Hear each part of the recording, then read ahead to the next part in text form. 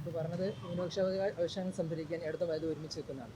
അപ്പം പ്രത്യേകിച്ച് ഈ തെരഞ്ഞെടുപ്പിൽ ഒരുപാട് വർഗീയ പരാമർശങ്ങൾ ചർച്ച ചെയ്യുന്നു. അപ്പം തെരഞ്ഞെടുപ്പിൽ എന്താ പ്രതീക്ഷ? കേരളത്തിലെ ഇവിടെ BJP ഒരു ഘടകമൊന്നുമില്ല. അതുകൊണ്ട് ആണ് കേരളത്തിൽ UDF LDF തമ്മിലുള്ള മത്സരം. അതേസമയത്ത് അഖിലേന്ത്യാ തലത്തിൽ എല്ലാവരും ഒരുമിച്ചുണ്ടല്ലോ, ഇന്ത്യ മുന്നണിയായിട്ടുണ്ടല്ലോ.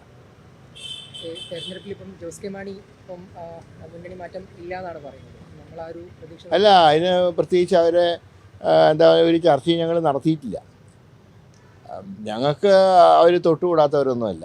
പക്ഷേ വേറൊരു മുന്നണിയുള്ളവരെ പരസ്യമായിട്ട് ക്ഷണിക്കുന്നത് ശരിയായിട്ടുള്ള നടപടിയല്ല. അതാണ് ഞങ്ങൾ തുടക്കം മുതൽക്ക് സ്വീകരിച്ച്.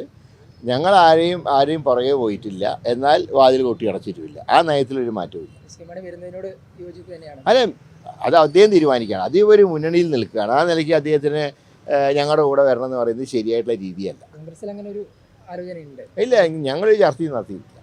അപ്പോൾ അദ്ദേഹത്തിൻ്റെ ഐഡൻറ്റിറ്റിനെ ചോദ്യം ചെയ്യലാണ്. അപ്പോൾ അദ്ദേഹത്തിനെ ഞങ്ങൾ ക്ഷണിച്ചാൽ അത് അദ്ദേഹത്തിൻ്റെ ഐഡൻറ്റിറ്റിനെയാണ് ചോദ്യം ചെയ്യുന്നത്. അത് ശരിയല്ല. പാർട്ടി പുലർത്തി വരാൻ താല്പര്യമില്ലാത്തതുകൊണ്ടാണ് നിലവിൽ അല്ല, അതൊക്കെ അവരുടെ കാര്യമാണ്. ഇങ്ങനത്തെ ഒരു ചർച്ച നടന്നിട്ടില്ല. ഇതൊക്കെ നിങ്ങൾ മാധ്യമങ്ങളിപ്പോൾ 3 മുന്നണിയുടെയും സ്ഥാനാർത്ഥികളെ നിശ്ചയിക്കുന്ന പോലെ ഒരു നിശ്ചയമാണത്.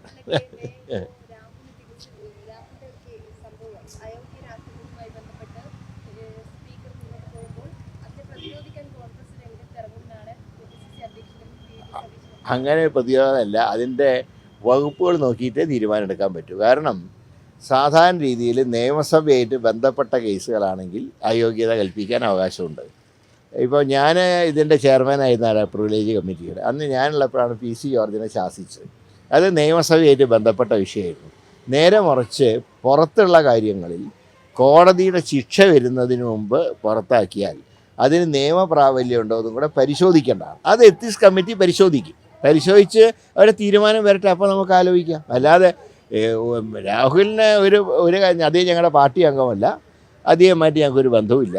പക്ഷേ ഒരു സഭയിൽ നിന്ന് പുറത്താക്കുമ്പോൾ അതിൻ്റെ നിയമ നടപടികൾ കൂടെ പരിശോധിക്കണമെന്ന് മാത്രമേ ഉള്ളൂ. അതനുസരിച്ച് ചെയ്യാം. സഭയിൽ ചർച്ച ചെയ്യല്ലോ വിഷയങ്ങൾ, അപ്പോൾ നോക്കാമല്ലോ. ഒരു അംഗം എന്നുള്ള നിലയ്ക്ക് നമ്മളതിൻ്റെ രാഷ്ട്രീയപരമായിട്ട് എതിർക്കില്ല, അതേസമയം നിയമപരമായ കാര്യങ്ങൾ മാത്രമാണ് പരിശോധിക്കുക. അതല്ല, രാഷ്ട്രീയമായി രാഹുൽ മാങ്കൂട്ടത്തിൻ്റെ ഒരു കാര്യങ്ങൾക്കും ഞങ്ങൾക്ക് ഉത്തരവാദിത്വമില്ല. ഇപ്പോൾ പറഞ്ഞത് ന്യൂനപക്ഷാവകാശങ്ങൾ സംഭരിക്കാൻ ഇടതും വലതും ഒരുമിച്ച് നിൽക്കുന്നതാണ്. അപ്പം പ്രത്യേകിച്ച് ഈ തെരഞ്ഞെടുപ്പിൽ ഒരുപാട് വർഗീയ പരാമർശങ്ങൾ ചർച്ച ചെയ്യുന്നു. അപ്പം തെരഞ്ഞെടുപ്പിൽ എന്താ പ്രതീക്ഷ? കേരളത്തിലെ ഇവിടെ BJP ഒരു ഘടകമൊന്നുമില്ല. അതുകൊണ്ട് ആണ് കേരളത്തിൽ UDF LDF തമ്മിലുള്ള മത്സരം. അതേസമയത്ത് അഖിലേന്ത്യാ തലത്തിൽ എല്ലാവരും ഒരുമിച്ചുണ്ടല്ലോ, ഇന്ത്യ മുന്നണിയായിട്ടുണ്ടല്ലോ. തെരഞ്ഞെടുപ്പിൽ ഇപ്പം ജോസ് കെ മാണി ഇപ്പം മുന്നണി മാറ്റം ഇല്ല എന്നാണ് പറയുന്നത്. നമ്മൾ ആ ഒരു പ്രതീക്ഷ അല്ല, അതിന് പ്രത്യേകിച്ച് അവരെ ഒരു ചർച്ചയും ഞങ്ങൾ നടത്തിയിട്ടില്ല. ഞങ്ങൾക്ക് അവർ തൊട്ടുകൂടാത്തവരൊന്നുമല്ല. പക്ഷേ വേറൊരു മുന്നണിയുള്ളവരെ പരസ്യമായിട്ട് ക്ഷണിക്കുന്നത് ശരിയായിട്ടുള്ള നടപടിയല്ല. അതാണ് ഞങ്ങൾ തുടക്കം മുതൽക്ക് സ്വീകരിച്ച്. ഞങ്ങൾ ആരെയും പുറകെ പോയിട്ടില്ല, എന്നാൽ വാതിൽ കൊട്ടി അടച്ചിട്ടുമില്ല. ആ നയത്തിലൊരു മാറ്റമില്ല. ജോസ് കെ മാണി വരുന്നതിനോട് യോജിപ്പ് തന്നെയാണ്. അല്ല, അത് അദ്ദേഹം തീരുമാനിക്കുകയാണ്. അദ്ദേഹം ഒരു മുന്നണിയിൽ നിൽക്കുകയാണ്. ആ നിലയ്ക്ക് അദ്ദേഹത്തിന് ഞങ്ങളുടെ കൂടെ വരണം എന്ന് പറയുന്നത് ശരിയായിട്ടുള്ള രീതിയല്ല. കോൺഗ്രസിൽ അങ്ങനെ ഒരു ആലോചനയുണ്ട്? ഇല്ല, ഞങ്ങൾ ചർച്ചയും നടത്തിയിട്ടില്ല. അപ്പോൾ അദ്ദേഹത്തിൻ്റെ ഐഡൻറ്റിറ്റിനെ ചോദ്യം ചെയ്യലാണ്. അപ്പോൾ അദ്ദേഹത്തിനെ ഞങ്ങൾ ക്ഷണിച്ചാൽ അത് അദ്ദേഹത്തിൻ്റെ ഐഡൻറ്റിറ്റിനെയാണ് ചോദ്യം ചെയ്യുന്നത്. അത് ശരിയല്ല. പാർട്ടി പുലർത്തി വരാൻ താല്പര്യമില്ലാത്തതുകൊണ്ടാണ് നിലവിൽ അല്ല, അതൊക്കെ അവരുടെ കാര്യമാണ്. ഇങ്ങനത്തെ ഒരു ചർച്ച നടന്നിട്ടില്ല. ഇതൊക്കെ നിങ്ങൾ മാധ്യമങ്ങളിപ്പോൾ 3 മുന്നണിയുടെയും സ്ഥാനാർത്ഥികളെ നിശ്ചയിക്കുന്ന പോലെ ഒരു നിശ്ചയമാണത്.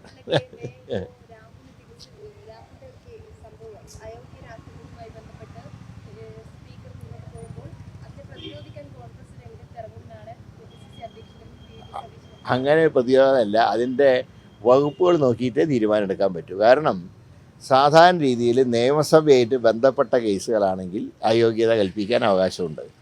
ഇപ്പോൾ ഞാൻ ഇതിൻ്റെ ചെയർമാനായിരുന്ന പ്രിവിലേജ് കമ്മിറ്റിയുടെ അന്ന് ഞാനുള്ളപ്പോഴാണ് PC ജോർജിനെ ശാസിച്ചത്. അത് നിയമസഭയായിട്ട് ബന്ധപ്പെട്ട വിഷയമായിരുന്നു. നേരെ മറിച്ച് പുറത്തുള്ള കാര്യങ്ങളിൽ കോടതിയുടെ ശിക്ഷ വരുന്നതിന് മുമ്പ് പുറത്താക്കിയാൽ അതിന് നിയമപ്രാബല്യം ഉണ്ടോ എന്നും കൂടെ പരിശോധിക്കേണ്ടതാണ്. അത് എത്തിക്സ് കമ്മിറ്റി പരിശോധിച്ച് അവരെ തീരുമാനം വരട്ടെ, അപ്പോൾ നമുക്ക് ആലോചിക്കാം. അല്ലാതെ രാഹുലിന് ഒരു കാര്യം, അദ്ദേഹം ഞങ്ങളുടെ പാർട്ടി അംഗമല്ല, അദ്ദേഹമായിട്ട് ഞങ്ങൾക്കൊരു ബന്ധവുമില്ല. പക്ഷേ ഒരു സഭയിൽ നിന്ന് പുറത്താക്കുമ്പോൾ അതിൻ്റെ നിയമ നടപടികൾ കൂടെ പരിശോധിക്കണമെന്ന് മാത്രമേ ഉള്ളൂ. അതനുസരിച്ച് ചെയ്യാം. സഭയിൽ ചർച്ച ചെയ്യല്ലോ വിഷയങ്ങൾ, അപ്പോൾ നോക്കാമല്ലോ. ഒരു അംഗം എന്നുള്ള നിലയ്ക്ക് നമ്മളതിൻ്റെ രാഷ്ട്രീയപരമായിട്ട് എതിർക്കില്ല, അതേസമയം നിയമപരമായ കാര്യങ്ങൾ മാത്രമാണ് പരിശോധിക്കുക. അതല്ല, രാഷ്ട്രീയമായി രാഹുൽ മാങ്കൂട്ടത്തിൻ്റെ ഒരു കാര്യങ്ങൾക്കും ഞങ്ങൾക്ക് ഉത്തരവാദിത്വമില്ല. കൂടുതൽ വാർത്തകൾക്ക് news 18 Keralam YouTube channel subscribe ചെയ്യുക.